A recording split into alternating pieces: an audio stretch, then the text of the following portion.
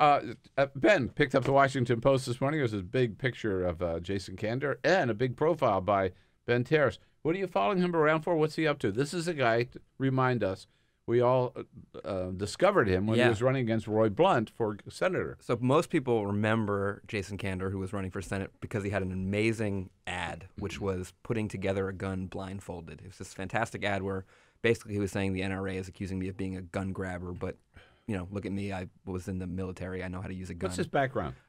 He went to school in D.C., American University. He went after 9/11. He joined the military, went out to Afghanistan, was an intelligence officer, came back to Missouri, where he's from, and ran for the State House, became the Secretary of State, was the youngest statewide elected, or the first millennial to be elected statewide in the country.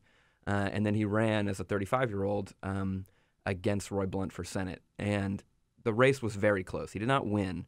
And so basically the premise of the story is he's a big loser, so to speak, but he's also still the future of the Democratic Party to a lot of people. And that both speaks to the party, which is, they're kind of bereft of stars. They don't have as many people that they would like. They're bereft of younger stars. Younger stars, yeah. And so they can't just throw this guy away. Just because he lost, it doesn't mean they can get rid of him. How old is he now? He's 36.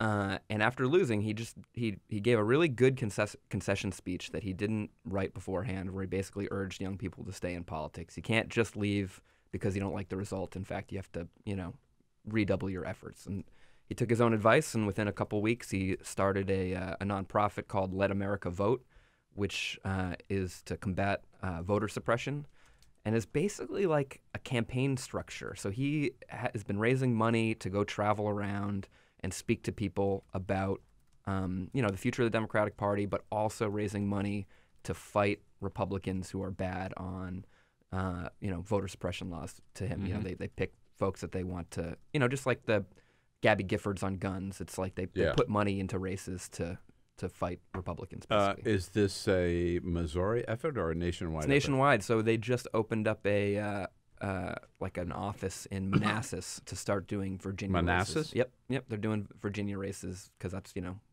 where things are hot right now. Yeah, absolutely. So he's 36. I worked in Jerry Brown's presidential campaign. Mm-hmm. First time he ran for president, he was 36. So is it impossible that, let's see, 3 years from now, right, Jason Kander would be 39? Yeah, I mean, is it impossible that he'd run? Absolutely not. I mean, he's not, he's a politician. He's smart enough to not say he's going to run for president, especially on the heels of a loss. Yeah, and Jerry was governor. He's not holding office, but he's former Secretary of State. But people like him. I mean, he's charismatic. The funny thing about him is people keep calling him a normal guy, and it's like the biggest compliment you can give somebody. And he had a funny line about it. Especially a Democrat. Yeah, especially a Democrat. He doesn't seem like he's just a poll-tested weenie, And he said to me, it's like, yeah, the bar is so low in politics, like nobody ever says, what's so great about my accountant? He's just a normal guy. Yeah, right. I was like, wow, what a normal guy thing to say. Like, all right, he is pretty normal. So he's got that going for him. So he's traveling around the country, doing fundraising, meeting candidates, helping candidates? Yeah. And right now it's mostly like kind of giving is he speeches. running?